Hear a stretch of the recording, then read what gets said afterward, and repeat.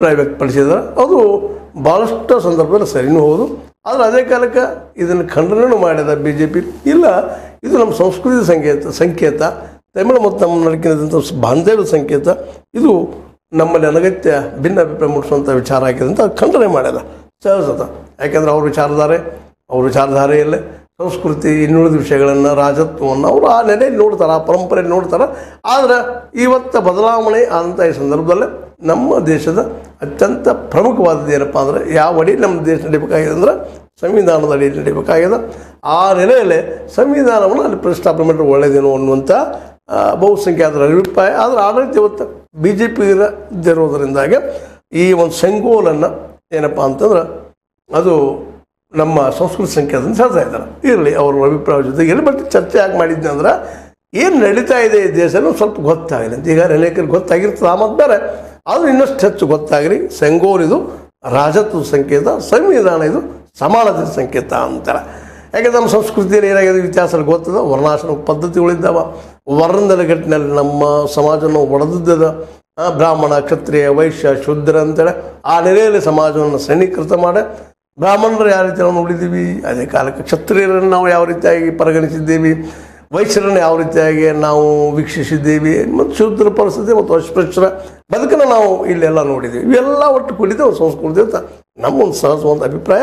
But ಇಲ್ಲೇ ಆ ಸಂದರ್ಭದಲ್ಲಿ ಏನಪ್ಪ, ರಾಜತ್ವದಲ್ಲೇ ಇಲ್ಲೇ ಏನಪ್ಪ ಅಂದರೆ ಈ ಶ್ರೇಣೀಕೃತ ಸಿಸ್ಟಮ್ ಇತ್ತು. ಈ ಸಂವಿಧಾನದಲ್ಲಿ ಅದಿಲ್ಲ, ಎಲ್ಲರೂ ಸಮಾನರು ಅನ್ನುವಂಥ ನೆಲೆಗಟ್ಟಿನಲ್ಲೇ ನಿರ್ಮಾಣ ಆಗಿದ್ದು. ಈ ನೆಲೆಯಲ್ಲಿದು ಸಂವಿಧಾನ ಶ್ರೇಷ್ಠ ಅನ್ನೋದ್ರಲ್ಲಿ ಎಲ್ಲ ಮಾತಿಲ್ಲ.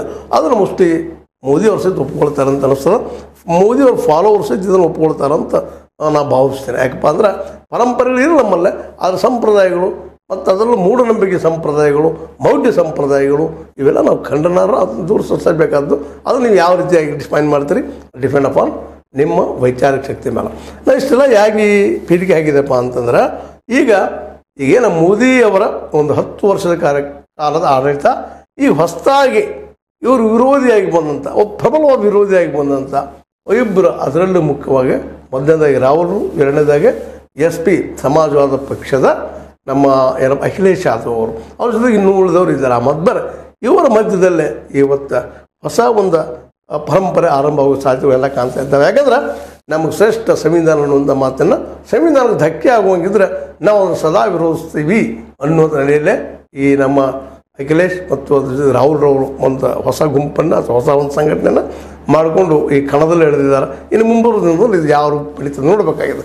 ಆದರೆ ಜನ ಮಾತ್ರ ಈ ಸಂದರ್ಭದಲ್ಲೇ ಒಂದು ಸ್ಪಷ್ಟ ಸಂದೇಶವನ್ನು ಈ ಸರ್ಕಾರಕ್ಕೆ ಕೊಟ್ಟಿದ್ದಾರೆ. ಏನಪ್ಪ ಅಂದ್ರೆ, ಈ ದೇಶದಲ್ಲಿ ಸಂವಿಧಾನ ಶ್ರೇಷ್ಠ, ಅದಕ್ಕೆ ನಿಮ್ಗೆ ಪ್ರಶ್ನೆ ಮಾಡೋದಕ್ಕಾಗಿ, ಸವಾಲು ಹಾಕೋದಕ್ಕಾಗಿ ರಾಹುಲ್ರಂಥ, ಅಖಿಲೇಶ್ರಂತಹ, ತೇಜಸ್ವಿಯಂತಹ, ಜೊತೆಗೆ ನಮ್ಮ ಉದ್ಧವ್ ಠಾಕ್ರೆ ಅಂತ ಜನರನ್ನು ನಿಮಗೆ ಕಳಿಸಿದ್ದೀವಿ, ಮಮತಾ ಬ್ಯಾನರ್ಜಿ ಅಂತ ಜನರನ್ನು ಇಟ್ಟಿದ್ದೀವಿ.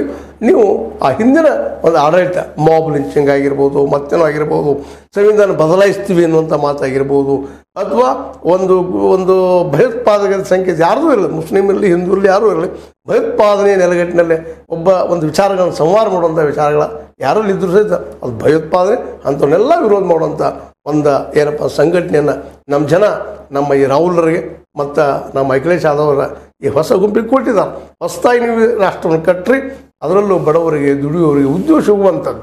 ಮತ್ತು ಇದೇ ಕಾಲಕ್ಕೆ ನಾವು ಒಂದಿಷ್ಟು ಚರ್ಚೆ ಮಾಡಬೇಕಾಗ್ತದೆ. 25 ಗ್ಯಾರಂಟಿಗಳ ಬಗ್ಗೆ ನಮ್ಮ ಏನಪ್ಪ ಅಂತಂದ್ರೆ, ಈಗಾಗಲೇ ರಾಹುಲ್ ಗಾಂಧಿಯವರು ತಮ್ಮ ಹಿಂದಿನ ಚುನಾವಣೆಯಲ್ಲಿ, ಮೊನ್ನೆ ಚುನಾವಣೆಯಲ್ಲಿ ಹೇಳ್ತಾ ಬಂದರು, ಇದು ಸಂವಿಧಾನದ ಬಗ್ಗೆ ಹೇಳಿದರು.